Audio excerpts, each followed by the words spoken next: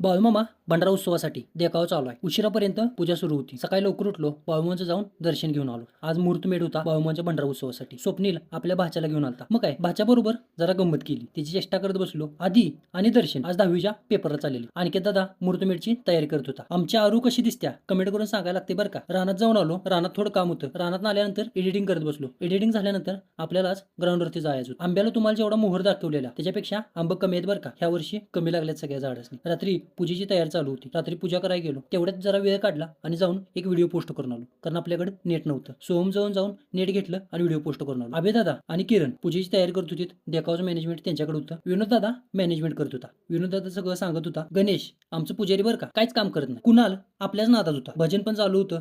संस्कार भजनात गुंग झालेला. आपण ऍक्शन कॅमेरा लावून भजनाचा व्हिडिओ शूट करत होतो. अखंड 19 वर्षाची परंपरा आहे आमची बाळूमामा भंडारा उत्सव. व्हिडिओ पार्ट मध्ये येणार आहेत बघा. त्यामुळे आपल्याला फॉलो करायला लागते आणि असे व्हिडिओ बघायला लागतात.